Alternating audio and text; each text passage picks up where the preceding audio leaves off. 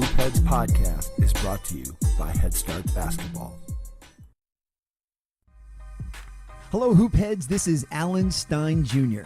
My new book, Raise Your Game, High Performance Secrets from the Best of the Best, will be available from all major book retailers on January 8th.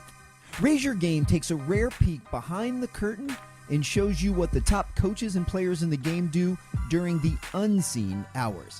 I share their routines, rituals, and habits, as well as proven strategies that you can implement with your team immediately.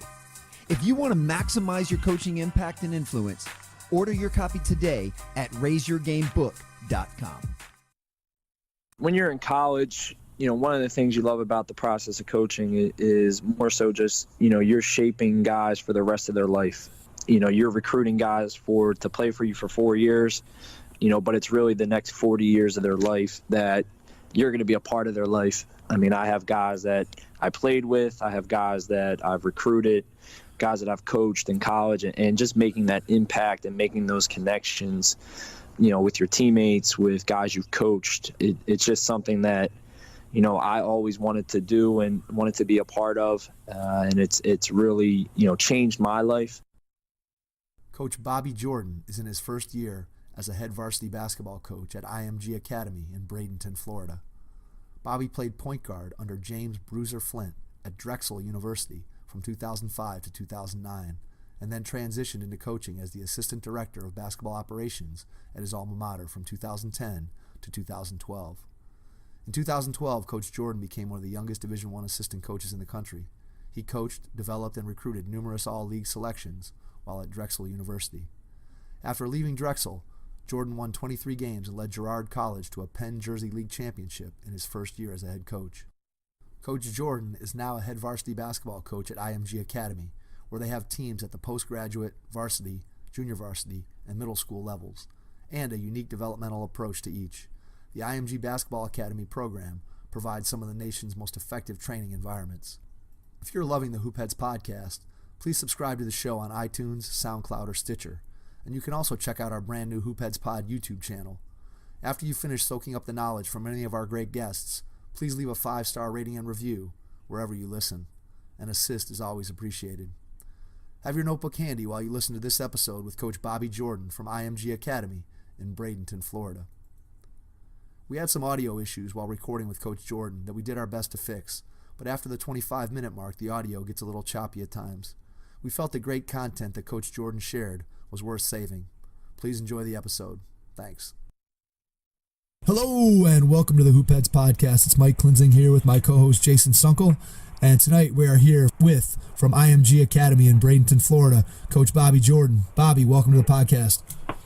Guys, thanks a lot for having me. Really excited to be a part of the podcast tonight, and can't wait to get started.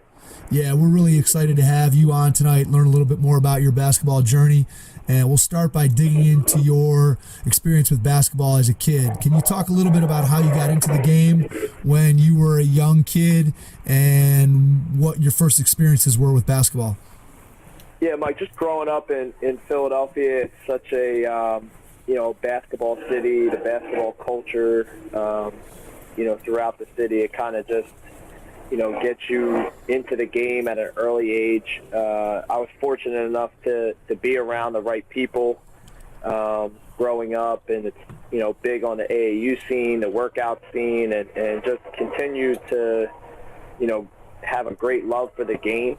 And as I got older and, started, playing with some of the better players in the area that were around at my time, and it just really became infectious to me, and something that, I wanted to pursue, not only in high school, but, early on I knew that it was something that I wanted to do for the rest of my life, and something that I've been fortunate enough to be able to do. Can you talk a little bit about you're a little younger than some of the other coaches that we've had on, and a lot of the guys kind of grew up in the era that I did, which is, the 80s. I graduated from high school in 1988, and so the basketball scene at that time was a little bit different. I think probably played a little bit more pickup basketball. There wasn't the same level of AAU basketball and training and all the things that are available to players today.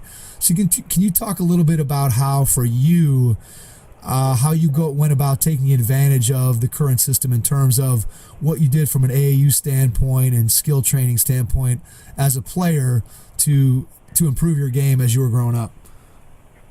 Yeah, I mean, just, it was around that time where, especially in Philadelphia, leagues were at the height of, their existence in terms of, the Sunny Hill League is a very big league in the Philadelphia area. And just being a part of that, it kind of brought, kids from all over, different parts of the city, different parts of the suburbs. And really what it did for you as a player is it made you better because you realized that, in your little town or in your, CYO school or region, you might have been the best player, during the winter time. But once you see other guys in other areas of the city, it makes you work harder because you realize that, there's other guys around that are just as good, if not better than you, and you're going to most likely end up facing those guys when you get to high school and even when you get to college for most guys. So just taking advantage of, some of the leagues, and with AAU, it was kind of just really, really starting to get going. And I really think it made you compete at that time. There wasn't as many teams as there is now. There's a lot more teams, especially with the whole new sneaker circuit that has started in the last 5 to 10 years. So the competition was really strong, and it made you want to become better as a player because not everything was just given to you. You had to work for every spot you needed to get to be on one of those teams and to play against some of those players. How would you compare the amount of time you spent playing pickup basketball versus how much time you spent playing in some of the organized leagues and with an organized team? Because that's one of the things that we've talked about, again, with some of the older coaches that we've had on who are, again, closer in demographic age to me, that it just seems like there's a different level of the amount of time that people have spent either playing pickup basketball or playing organized basketball. And of course, you kind of tend to gravitate towards the system you grew up with. But how did you balance out your time? Like, did you spend more of your time playing in organized games or more time, or how much time did you spend playing pickup basketball? Yeah, I think I was very fortunate in that regard. I actually worked at our rec center that was in my area. So during the day, me and a buddy of mine who went on to play in college as well, we worked at the rec center. So in the mornings, we would go there. We would work out on our own. We would invite some guys up there to play pickup in the middle of the day because, obviously when you're, young and in high school, you really don't have a job, during the day. Sometimes you work at night. In the summers, but we were able to, create our own type of pickup game throughout the day and kind of get out there, which I thought made me a lot better, made the guys in our area a lot better. And at night is kind of when you played in those organized leagues, and you don't see that much anymore. I feel like in kids, it's kind of like if it's not set up for them and it's not organized, then they just don't go to it. Whereas, kids today, if they just have their game or their workout at night during the day, especially in the summer, they don't really do much because, nothing's really set up for them and they need somebody there with them. So it's more so, I think, with kids today, it's learning how to take initiative, as you're continuing to grow as a player because there's not going to be a coach or a trainer there 24 hours a day to work you out. And sometimes you just got to go on your own, whether you got to grab a friend or a teammate to go to the playground with you or go to the park with you to shoot around or, play one-on-one, 2-on-2, 3-on-3. And I think taking advantage of those opportunities at a young age really helped me as a player. And it's something that I've seen kind of take a back seat recently in basketball. So when you were at Drexel and then now at IMG, do you notice that kids are not going out and just grabbing a ball and getting to the gym and working out on their own? Do you find that most of the time, even the players that you coached at Drexel or the guys that you have now at IMG, that most of the time they need someone there kind of organizing for them? Or do you still have some kids that have been around your programs that have taken that initiative and just gone and got shots up or worked themselves out, for lack of a better way to put it? Yeah, I mean, you'll have a good mixture of kids who, are kind of self-driven and, want to be good and being there on their own. And then I feel like sometimes you have some guys who, need that little extra help of a coach maybe just texting them and say, listen, how about you come to the gym, 20 or 30 minutes before practice today, so we can get some shots up, so we can work on some player development stuff before we actually get started. So I think, at times, some guys just don't know. They never have been, brought up that way, or they haven't been playing the game that long. They might have not been in a situation where, their family was, around basketball a lot of the times. So I think you see it in kids that, especially at the high school and college level, that have kind of picked up the game from a younger age and have continued on. But you also see kids that might have developed later on or played different sports throughout their life, and they kind of just don't understand the importance of doing some of the extras at times. Yeah, and it's interesting. I think you make a good point there that, sometimes kids just don't know what any other system other than the one that they're brought up in. And, a lot of the time there's so much stuff now available. I don't know how it is down by you or how it was in Philly when you were there, but here in Cleveland it feels like you could, turn the corner and there's a guy with a shingle out that's, a trainer or this or that. And so you can pretty much find it anywhere you want to go. And so from a kid's perspective, and I would think also probably from a parent of a basketball player's perspective, you can always find those opportunities. And so the necessity to go out and play 2-on-2 on the driveway, or go down to the park and play 3-on-3, or get to a gym and, just have a 5-on-5 run is not the same as it was, again, 10, 15, 20 years ago. Yeah, for sure. I mean, I agree. And it's something that I think if kids started to do a little bit more, they would become better basketball players. Like you talked about, skills trainers and having those opportunities. We were fortunate to have Stan Van Gundy last week come down to IMG, and he discussed player development. But he said one of the biggest things about player development that people don't realize is, the game is played 5-on-5. And, I think one of the things he talked about where he sees kids struggling, or, even older guys struggling sometimes, is, just their basic IQ of the game. And I think for some guys, like you said, that have played 15 to 20 years ago, and they played a lot of 2-on-2, 3-on-3, 5-on-5 in the park to get better, it taught you how to play. It wasn't just out there dribbling with cones or, going between your legs against a chair. When I worked for Bruiser Flint at Drexel, he had one of the funniest comments I ever heard when I was working guys out sometimes, and if I would have cones out there, and he would always talk about, it looks good, they're dribbling through the cones, but when we play Saturday night, there's going to be hands and feet out there. So you have to move a little differently. He used to always say, stop putting the cones out there. There's hands and feet when we play. So that's one of the things I think that, might become a little bit more, prevalent as we continue on in basketball, of maybe even going back to, some teaching moments where, it's more 2-on-2, 3-on-3, 5-on-5, but slowing it down, talking a lot more about how the game is supposed to be played rather than just, make 3 different moves and then shoot a pull-up jump shot. Does that happen? How many times does that really happen in the game is very rare.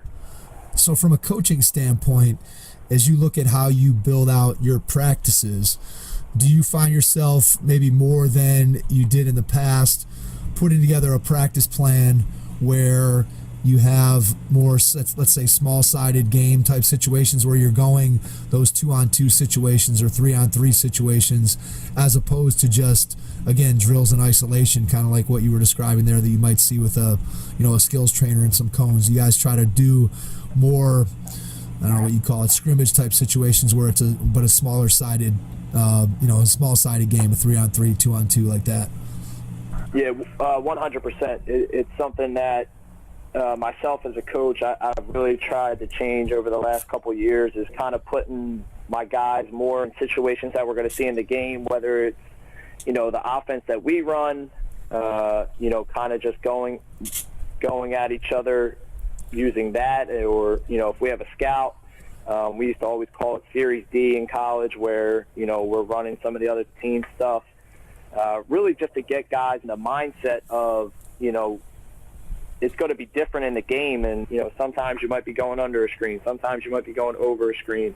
More so just making the players think on the floor instead of, like you said, doing more skill-type drills that, look great and, they're good to add in your practices a lot of the times at certain points, but you can also fall too in love with them, and you could do too much of that.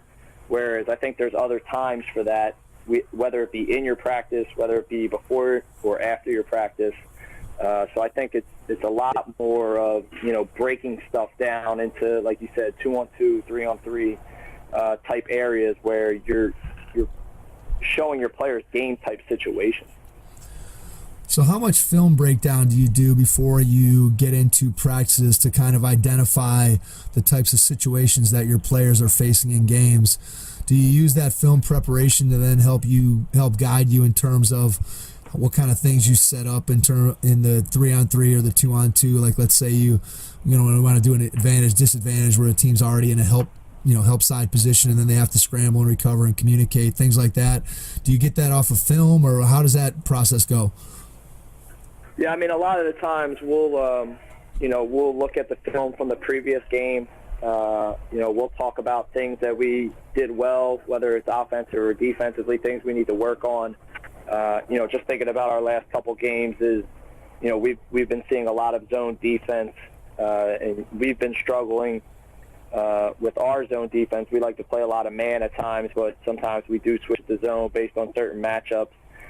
So we will do some breakdown stuff with our film, and then show our guys, whether it's ball movement, making a certain amount of passes before we look to attack the gaps instead of, just shooting off the first pass, or different reads when we, set a ball screen in our zone.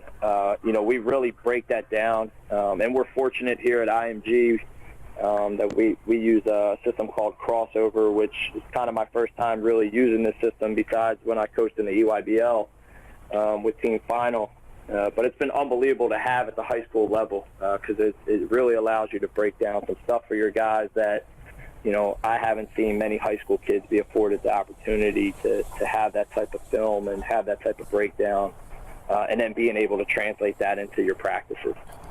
Yeah, I'm amazed by those services. I think back to, again, when I was playing in my playing career, and you had the VHS tape, and you're hitting rewind on the button, and you're going too far and too fast, and you can never get anything. And now it's just, and then you watch it too much, and the VHS no longer works. Yeah, it's crazy that you just send it. You just send that. Send the file away, and it comes back broken down the way it does with, whether it's Crossover or Huddle, whoever, whatever service you're using. It's incredible what they can do. Yeah, and it's amazing. I mean, I remember playing in high school, we never watched film, and now it's, especially here, what I've seen at IMG, it's a college type of atmosphere when you have your film set up and everything else that we're able to do, especially with that system. It prepares kids because in the end, guys at the high school level, they want to play in college, and you want them to see that when they're in high school, because it could be a shock to them when they get to college. Like, what is film? Why are we doing this? Some kids don't understand that, but it's helpful. It's helpful, and it makes them better in the end. Absolutely, I think there's an art to watching film and be able to know what you're watching and what you're looking for, and being able to break down film. And as a coach, I think if you can provide that to your players, both from an immediate standpoint where they can develop and take things that they're seeing and use them immediately, but then also if you're talking about players like some of the guys that you're coaching that have aspirations to play at the next level, then you're also teaching them a skill that's going to help them on the road down the road in their career for sure. So let's take a step back to your own high school career and your own recruitment, and talk about, at what point did you always have the dream of playing college basketball, and then at what point in your career did you realize that it was going to be potentially, it could become a real dream? And then what was your recruitment like to Drexel?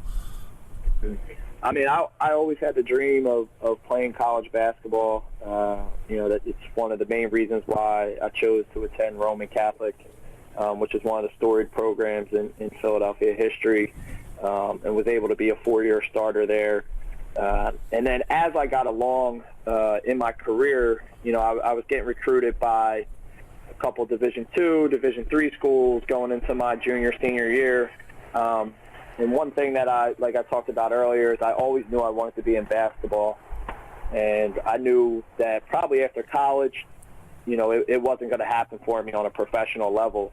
So I really started thinking about what could I do in basketball without playing. And, obviously the number one answer most of the time is coaching. So I was actually getting an award at a banquet in Philadelphia, and Bruiser Flint happened to be like the guest speaker at the banquet. And, he came up to me and we talked a little bit, and a couple weeks later, it was talked about me possibly walking on to Drexel to play for him because he knew I wanted to be a coach, and he said, "Listen, I'll help you. I'll teach you the ropes of coaching." And we had an unbelievable staff at that time with Jeff Arnold, who's now at St. Joe's, Mike Connors, and I was basically getting a degree in coaching when I decided to go to Drexel, and that's the main reason why I decided to, pretty much pass the opportunities to play on the Division II or Division III level and have a good career, because I always wanted to go into coaching, and an opportunity to play for a coach like Bruiser Flint and at a program like Drexel at that time was just too hard to pass up. And I mean, it was hard at first. Obviously, you go from being a 4-year starter in high school and playing 30 to 32 minutes a game, and now you're at the end of the bench, and you're getting beat pretty bad in practice every day. We had an unbelievable point guard, Bashir Mason, who's the head coach at Wagner University now, and I've never been guarded like that my first 2 years that I had to play in practice. And he was one of the best defenders in the country at the time, and that was kind of a rude awakening, and those times were tough just from a playing standpoint. But the one thing that I always knew was coaching was going to be in my future, and this is what I needed to do. So every year I just tried to get better at something or learn something different. Even in college, working camps. I coached an AAU team when I was a sophomore in college, and had guys who, Rakeem Christmas went on to play at Syracuse, and had a couple other guys who went on to play Division I basketball over those past couple years. And I just wanted to make sure I prepared myself, because in the end, that's what I wanted to do for a living. And I was fortunate.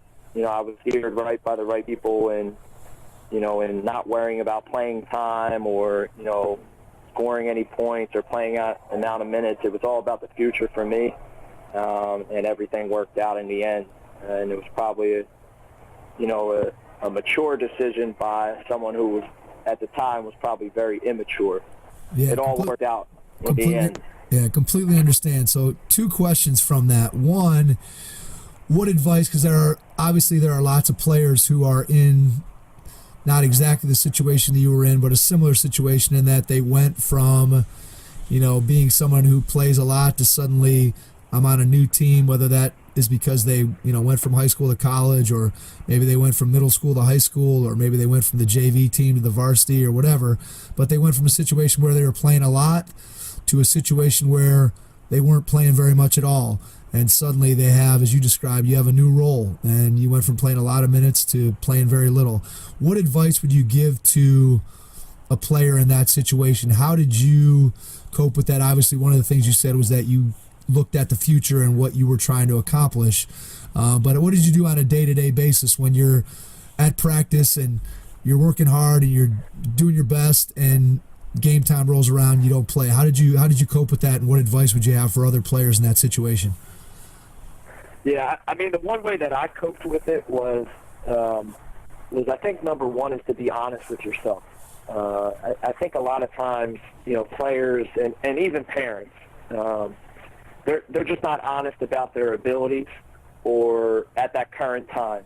Now, it takes a lot of hard work. It would have took an extreme amount of hard work on the court, hard work off the court in the weight room for someone like myself to beat somebody out for a position at that level.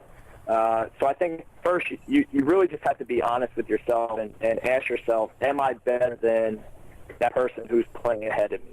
And if you're not, you're not. And, because coaches are always going to play who's going to help them win. The coach isn't not playing you because he doesn't like you, or you're not doing the right things, and he's playing the guys that are going to help him win. So the first thing I would say is just be honest with yourself of where your role is at on the team, and then that leads into what can I do to overcome that. For me it was a little bit different, obviously, because I had more of a coaching aspiration. I just continued to work hard because I love the game, and that's what I want to help the team out with every day in practice, to make the other guys better. But really, I think what it comes down to is, number one, like I said, being honest with yourself. And, the next step is, talking to the coach. What do I need to do? How can I beat out the guy in front of me? Am I doing enough? What can I do more? Because I always think coaches, they're very honest about that. I take pride in doing that as a coach, and just being honest with my players. And I think, kids sometimes they're a little bit intimidated to maybe ask a coach that, but that's not a bad question to ask. I'd rather a player on my team ask me that question than have a parent or a guardian call me up and ask me that. I think that's the best way to approach it. So what I hear you saying there, and I think it's one of the things that's a big challenge for a lot of players, is being honest with yourself. And I'm sure you see it as a coach that a lot of times players may have an overinflated opinion of themselves. And I know for sure, for a fact, that many times the parents of players definitely have an overinflated opinion of their child's ability. So I think that's great advice, that as a player, if you can look yourself in the mirror and really understand where you are in terms of how good you are compared to the players on your team and the players that you're competing against, I think that is going to give you a much more solid way of looking at it and being able to figure out a plan for how to increase your playing time if you're not getting the opportunity to play as much as you wanted. And then I also like the fact that you said to go in and have a conversation with the coach. And too many players, I think, don't do that. And because to your point, I think any coach would be more than willing to have that particular conversation, because as coaches, we want to help our players get better, because when our players get better, helps us to win more and helps them as an individual. So I think those are two great pieces of advice that you just shared for somebody who's in a position where they're not playing maybe as much as they had hoped they would. And then the other thing that you said earlier was you talked about how you just were focused on going into coaching throughout your 4 years, and you just kind of tried to grow and learn each time that you were out on the floor, and Coach Flint would, kind of took you under his wing and was trying to show you the ropes of what it would mean to be in the coaching profession. So what was it about, obviously you knew you wanted to stay in the game of basketball, but what was it specifically about coaching that you said, man, what do you love about the process of coaching?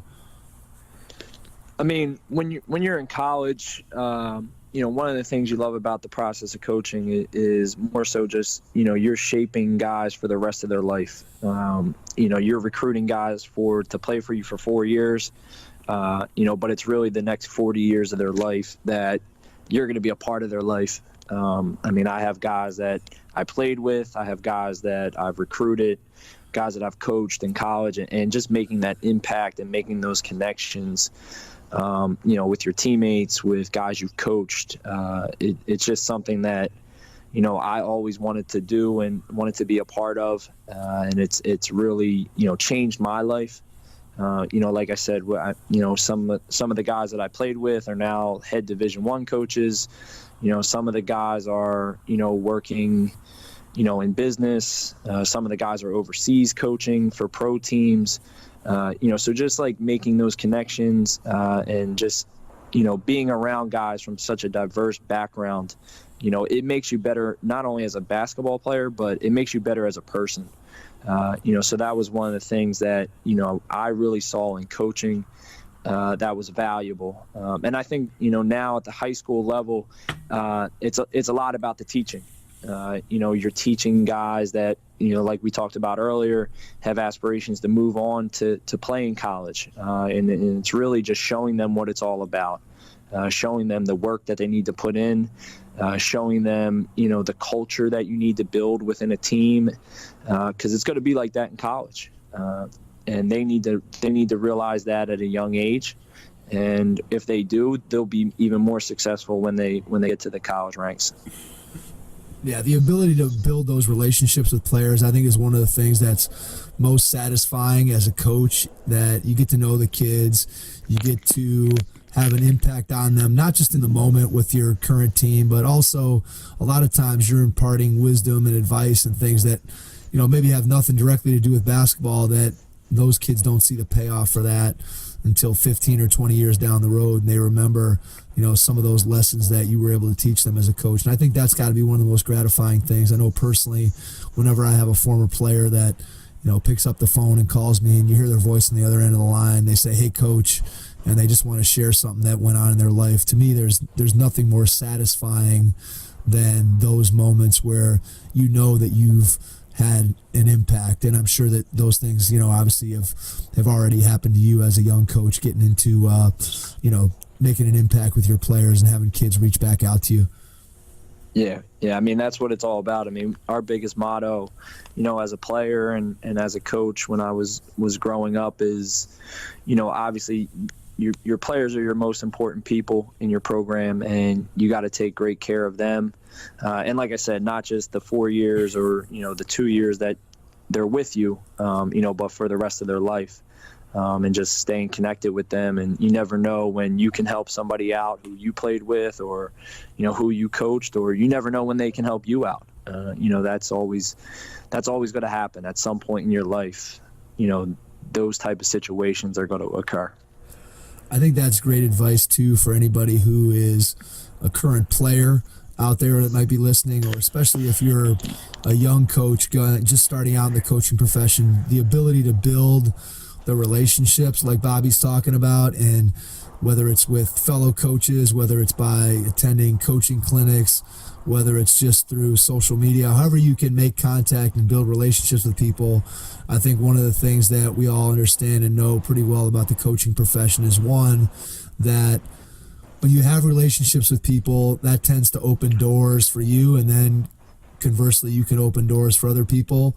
And then one of the things that we found as part of doing the podcast is just how willing coaches are to share their knowledge with other coaches. And the more relationships you have, the more opportunity you have to reach out and really grow yourself as a coach, or if you're still playing, as a player. And so I think that that's one of the things that, just from hearing you talk here for the first half hour or so that we've been on the podcast, those relationships, such like the one that you had with Coach Flint, are really what it's all about. Yep. So if you go back to the time when you finished your playing career at Drexel, and now you transition onto the coaching staff, can you talk a little bit about what that was like to go from being a player in the program to suddenly being a coach in the program? Yeah, being a young coach is probably the hardest thing, especially at a Division I school, because you go from being on the team and being around the guys. And, when I first started out, we had like 2 or 3 guys on the team that were older than me, even when I was my first year as a coach. I remember one of our guys getting hurt at an away game, and I was, obviously had to go to the hospital with him as he was getting taken care of. And, the nurse asked me, like, are you his teammate? And I was like, no, I'm his coach. I know he's older than me, and, he looks a lot older than me. So that's a big adjustment, is really just going from, somebody who's maybe out on Friday night with them, during last season, and now you're checking to make sure they're doing the right things on Friday night.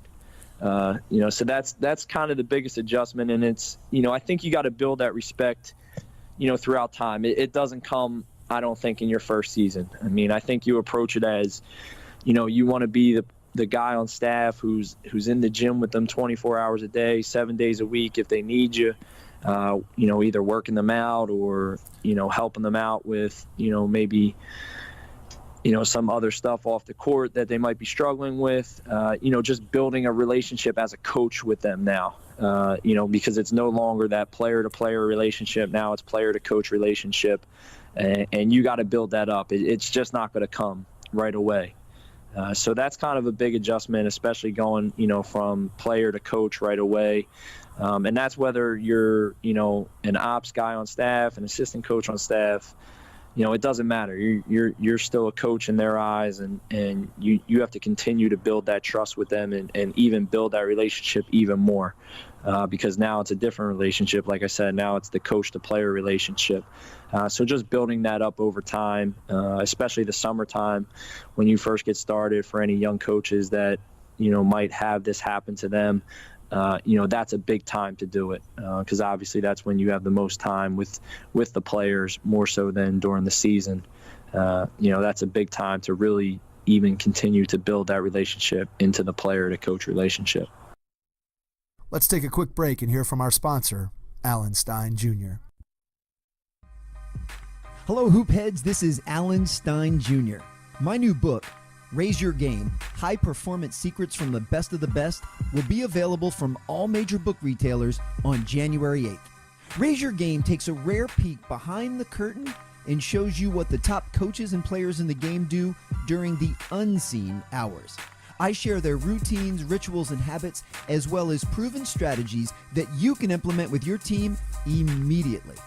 If you want to maximize your coaching impact and influence, order your copy today at raiseyourgamebook.com. So I hear you talking about building that relationship. Did you get any pushback from the players originally because you were just playing with them the season prior, and now you're trying to coach them? They were like, "Well, he was just playing with us. What does he know?" Did you ever have that problem, or not really? I never really had that problem. Just because I was kind of that guy that always would help guys out in the gym, even as a player. Would want to, if they wanted to get up extra shots, if they didn't have a coach available, or if our guys were on the road recruiting, just getting in the gym with them, and whether even if I was doing the workout or not, just being there for them to give them confidence in their game, maybe show them some of the stuff that we've done in practice, that might help their game. So a lot of the pushback I didn't really get in that regard, just because it's, like I said, it was something that I worked on early on as a player. And then when it led into coach, it was kind of a seamless transition. But it's something that, it's very difficult to do, right away. Yeah, I would think it would be difficult just from a standpoint of, again, you go from, like you said, you're a teammate one year and you're out on Friday night with them, and then the next year you're making sure that you're doing the bed check on Friday night. Yeah. So exactly. They're just looking at you from a totally different perspective. So from the same, let's flip that around and look at it from the other side of it, where what was something that you found out after you became a coach that maybe you weren't aware of as a player in terms of what went on behind the scenes with the coaching staff? What was the biggest revelation from becoming a part of the staff as opposed to being a player on the team, something that you didn't realize was going on or was needed when you were playing? I mean, the biggest revelation I think you always find out first as a coach is just the amount of hours that a coach puts in, especially at the college level. When you're a player, practice is at 3:00. You might have had one or two classes that day, and then, you show up at the gym, 2:15, get yourself ready for practice. You're done at, 5:00, let's just say. So, that was maybe 2.5 to 3 hours of your day. Well, the coaching staff was in there probably at 8 a.m., preparing for, either the next opponent, doing some recruiting stuff, practice that day, thinking about that. And they were there leading up to the whole day, and then they were also there probably, another hour and a half or 2 hours after practice. So instead of, as a player, you really have maybe a 4 to 5 hour type of day, now you have 12-hour days. So you really grow an appreciation for, when you move on to that other side, the amount of work that your coaches put in throughout the day and throughout the season. Yeah, I think that's one of the things for sure that players at whatever level don't necessarily understand all the time and the hours that coaches spend preparing, whether it's, practice, whether it's preparing for the next opponent through scouting or watching film or whatever the case might be. I just think players have a very, very limited viewpoint on how much time the coaching staff puts in. If you had to think about your experience at the college level, what's the part of college coaching that you enjoyed the most? Was there any one part that stood out to you, like, boy, if I could just spend 75% of my time doing this, that's what I'd really love to be doing? Yeah, recruiting for sure. I enjoyed recruiting more than anything in the college ranks, just going to, games in different cities, games in different states, seeing how, high school basketball is in Washington, D.C. compared to Philadelphia, creating the relationships with the AAU coaches, with the high school coaches, even with the parents. And, I have a kid that I recruited at Drexel who's now here at UCF. We're about an hour and a half from UCF down here in Bradenton. And, I talk to his dad, once or twice, a month still. And he hasn't played for me in 3 years, but it's just, like we talked about earlier, just continuing those relationships with people. And, that was the best part. I thought was the recruiting aspect of it, just getting out, and, AAU tournaments, high school games, and just seeing different types of basketball throughout the whole country. So on that point, did you have any crazy recruiting stories? Because I mean, you've got to have something. There's got to be something that you went to a gym and you couldn't believe that it was a gym, or just an experience that you have that sticks out in your mind. Do you have any? I have a couple. I mean, I was Coach Flint. He never liked recruiting with me. I'm the worst driver that he's ever had in terms of when we used to go to games together. So we had some pretty memorable drives, up and down I-95, especially while we recruited at Drexel a lot on the East Coast. So I've gotten lost a bunch of times in the car and almost gotten fired a couple times just for not being able to follow directions, or he just told me I'm a bad driver. He refuses to drive with me anymore. So nothing really crazy. I mean, there's tons of stories about AAU events. Yeah, I'm sure there's, again, when you go out on the AAU circuit, there's lots of interesting things that go on, and it's just. Mike's one of Mike's favorite Twitter account is AAU Bingo. I don't know if you've ever seen that one, but you should check it out. Yeah, if you haven't seen AAU. Oh yeah. I've seen a bunch of their stuff, and there's some funny stuff on there for sure. I always get a kick out of going on there and seeing some of the crazy stuff that is to be seen there. So you get done at Drexel, your staff has to move on, and you get an opportunity to go to IMG Academy. Can you talk a little bit about how that opportunity came to you and why you decided to pursue that opportunity as opposed to maybe going and trying to find another college position? I mean, IMG Academy, is one of the most remarkable places that I've ever seen in terms of, athletics as a whole.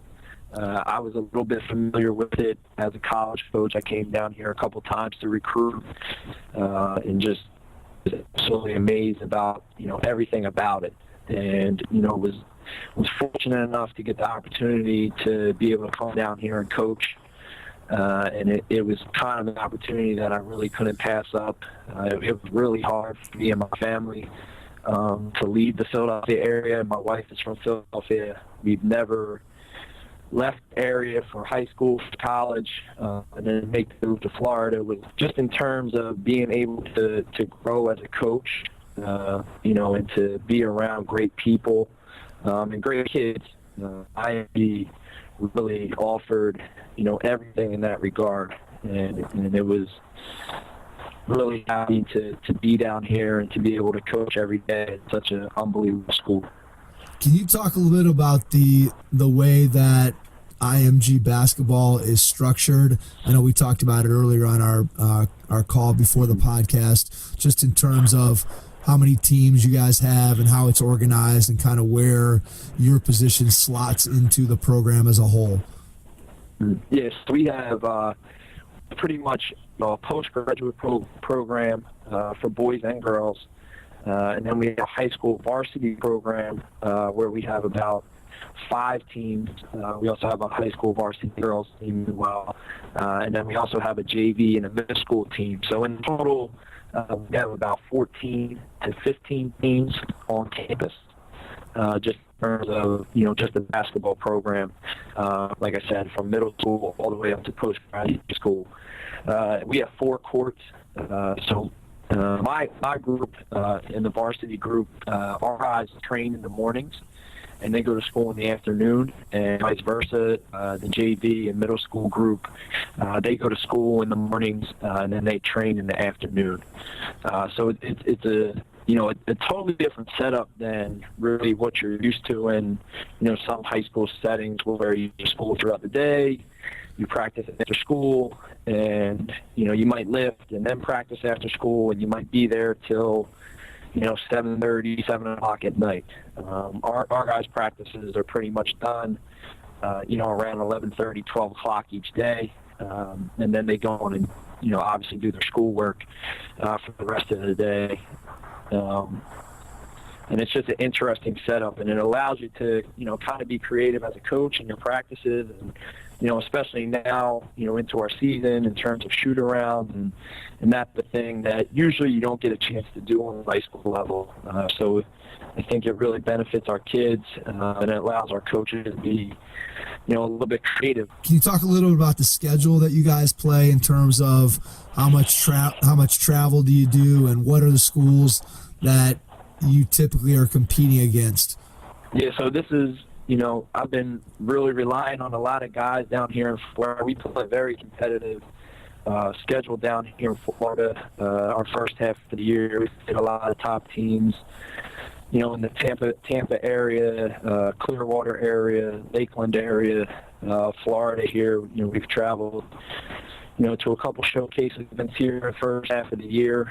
We got a couple games down in Miami in the second half of the year against some of the top schools down there. And I've just been impressed with, the amount of talent down here, how hard the teams play, how well coached they are. Like I said, I recruited down here a little bit, but never really got fully immersed in the whole Florida high school basketball culture and, how the teams are. So it's been really, really great to see, a huge number of teams down here that every night pretty much we don't have an easy game. And that's really hard to get in a lot of places. Yeah, I'm sure it affords you a little bit of a unique situation that you're able to compete against some of the top high school programs in the state of Florida, and that just gives your kids an opportunity to, again, expose themselves to that level of competition, which I'm assuming that the majority of kids that are a part of your program have aspirations of playing at some level in college, whether that be the Division I level or even the lower levels beyond that. So the opportunity to play against that kind of competition, I'm sure, is something that you guys can use as a selling point to try to get people down to IMG. Can you talk about some of the ancillary things around the basketball program that maybe your normal public high school or private high school might not have access to, that your kids get access to as a student at IMG? Yeah, we have an unbelievable program that we call APD, Athletic Performance Development. And our guys in the preseason, we go through it about twice a week, sometimes one, depending on the schedule. During the season, as coaches, we build that into our schedule.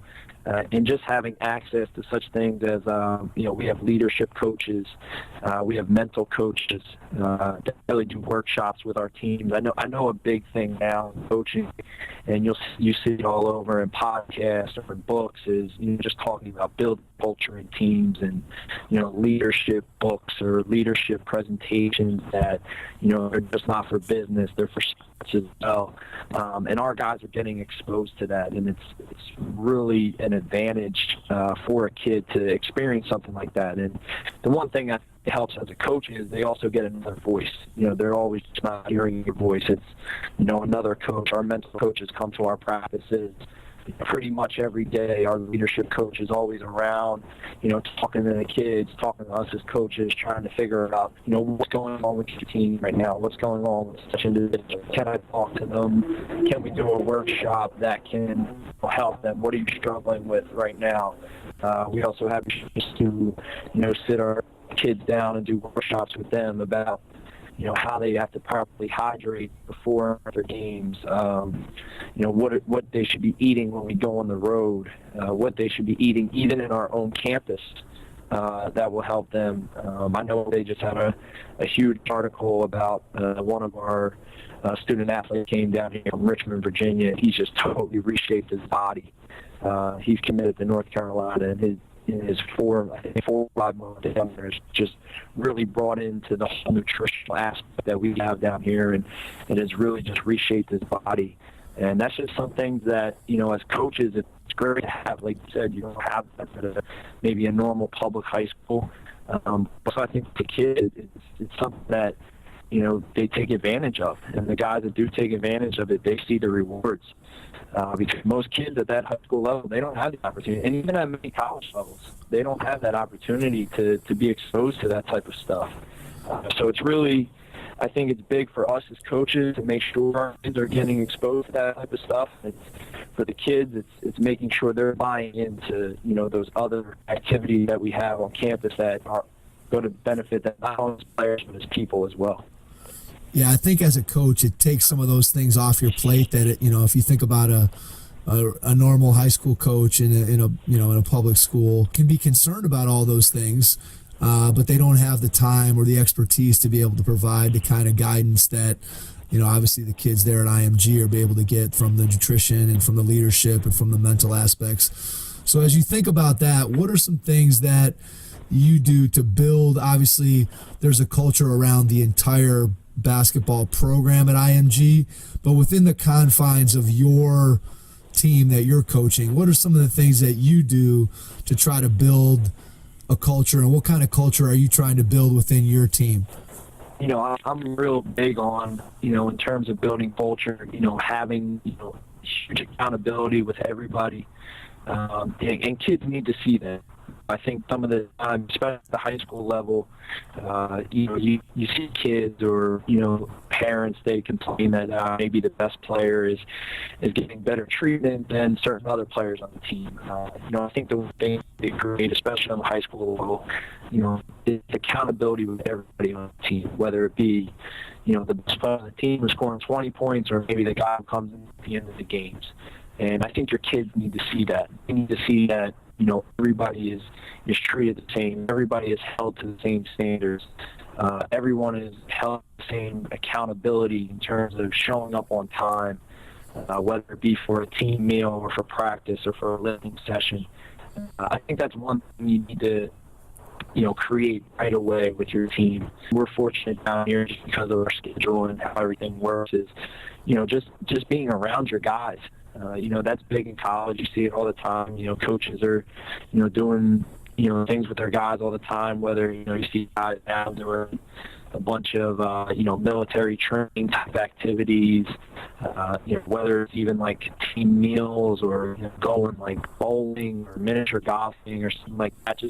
Just being around your guys and showing them that, not only are you a coach for them that year, but you want to be a part of their life outside of basketball. I think it really helps a lot of younger players now when they know that you're not invested in them as a basketball player, you're invested in them as a person.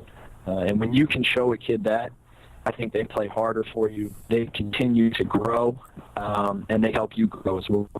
Yeah, those relationships and just being able to spend time with your players, and I'm sure that's, again, a very unique situation from a high school. Possibly, I guess there's some boarding schools and prep schools that have maybe a similar situation, but for the most part, compared to a normal high school experience, those kids there at IMG and you as the coaches are getting to spend a lot more time directly with your players.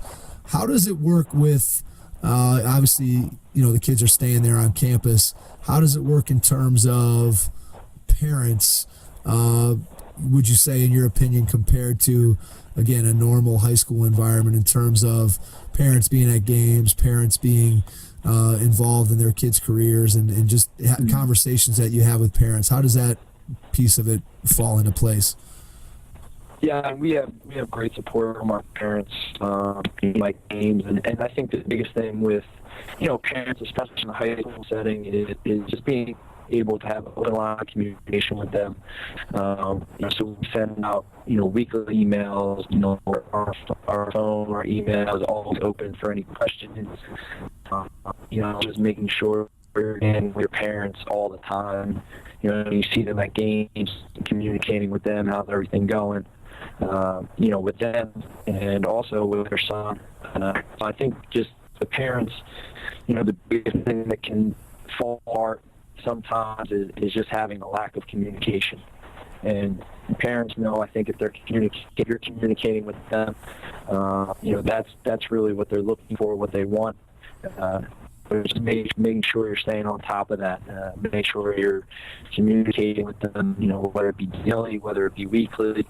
Monthly, letting them know what's going on with the team, what's looking ahead, what's going on in school, especially at the high school level. I feel it's important to, communicate things academically, such as like SAT data, ACT data, just making sure that you're showing parents and communicating with them stuff that, sometimes doesn't have to do with basketball necessarily, but has to do with the growth of their son.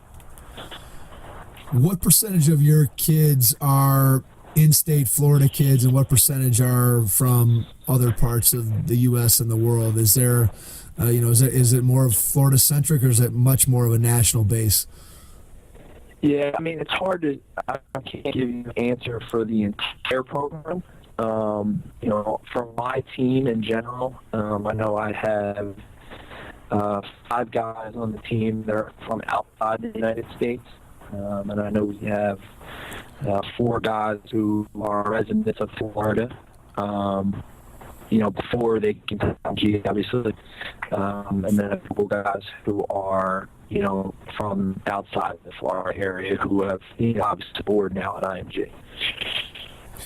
Yeah, it's got to be fun, at least from a culture standpoint, to bring in people from all over, different backgrounds, different places that they've grown up, and kind of try to build everybody together, into a team. I'm sure as a coach, that's got to be a lot of fun. And for the kids, again, it just expands their horizons to be able to have kids from all over the place be a part of their team, as opposed to, you're at a local public high school and it maybe just kids that you grew up with. I'm sure it forces you to sort of adapt and grow as a person, as a player, as a coach, when you have kids from all different parts of the country, different parts of the world.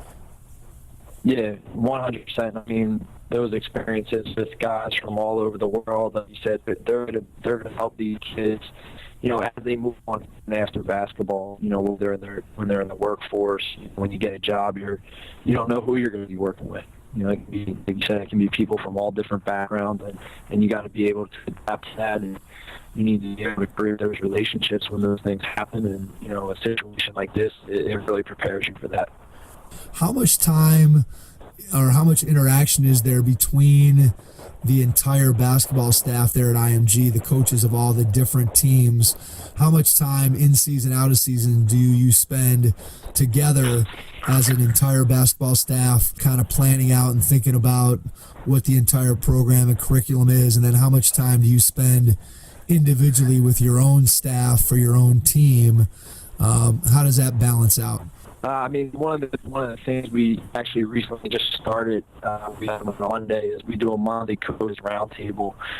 We Bob Walsh, who is our technical director down here at IMG Academy, was the head coach at Maine, head coach at Rhode Island College before that, has really done an excellent job of bringing together coaches.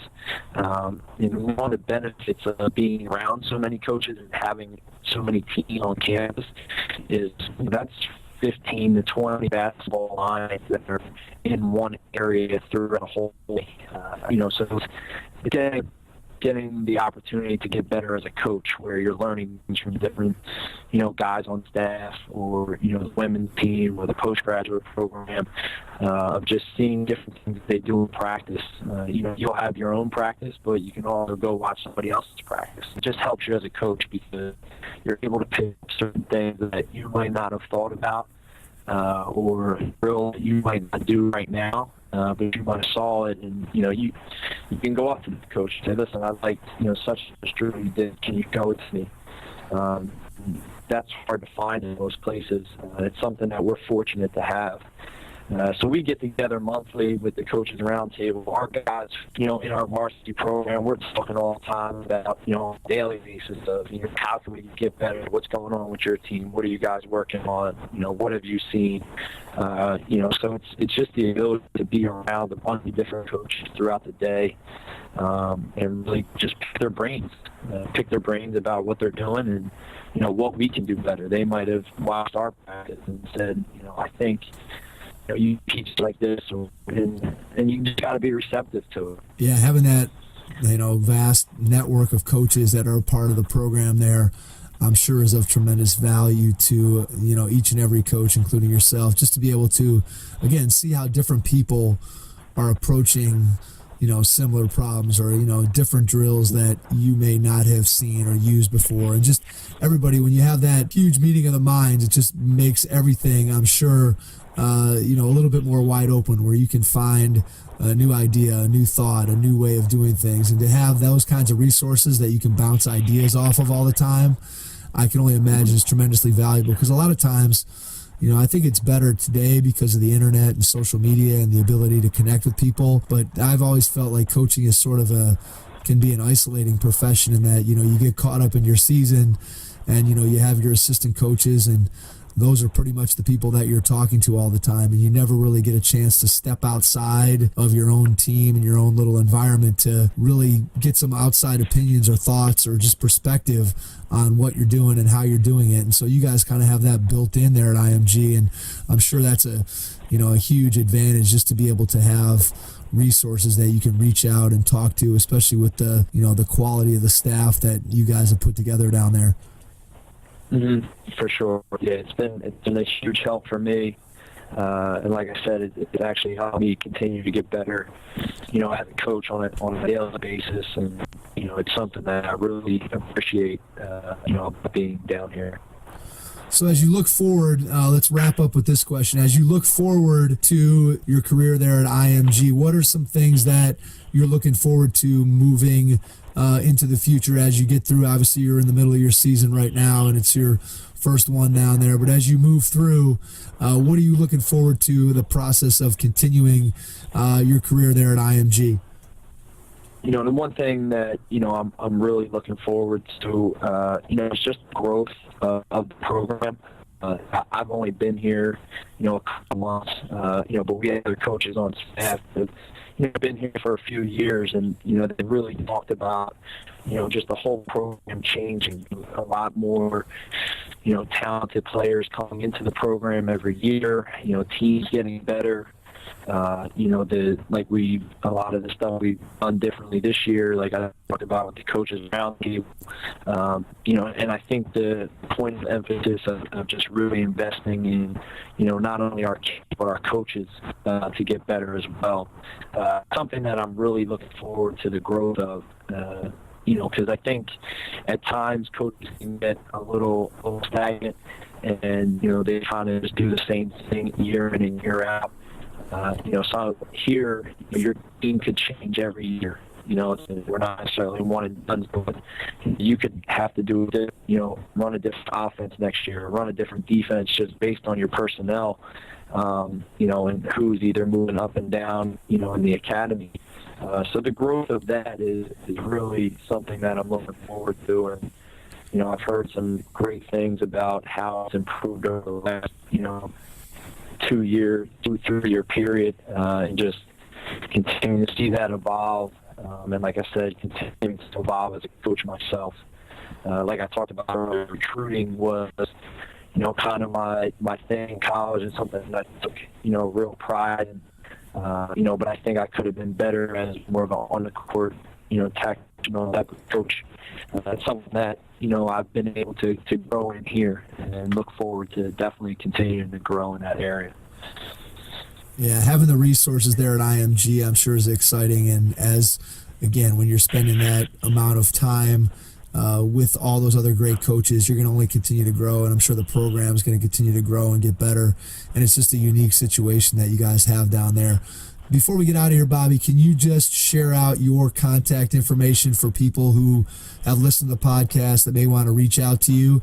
And then if there's anything that we didn't touch on tonight that you want to share with the audience, go ahead and do both of those things now. No problem, guys. If any coaches, anybody would love to get in touch with me, more than willing to have reach out. My email is bobby.jordan@img.com. You can send it right over there, or you can get me on Twitter at BobJordan1. Those are the two best places to probably reach out and connect. Absolutely, Bobby. We can't thank you enough for jumping on the podcast with us tonight.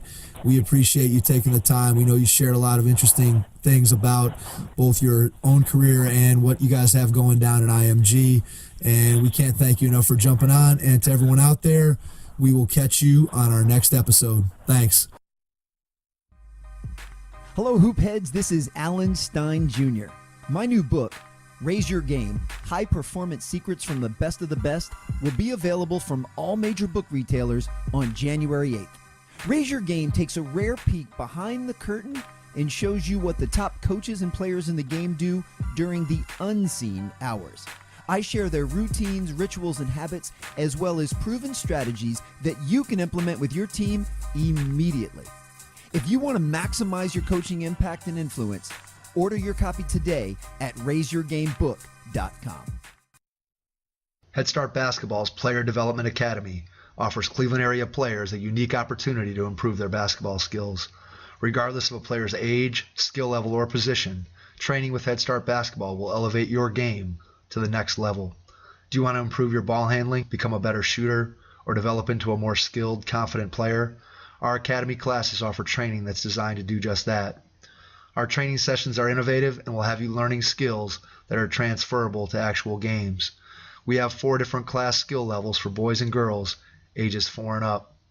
All Player Development Academy classes will be held at the Strongsville Recreation Center. For more information or to get registered, please visit www.headstartbasketball.com.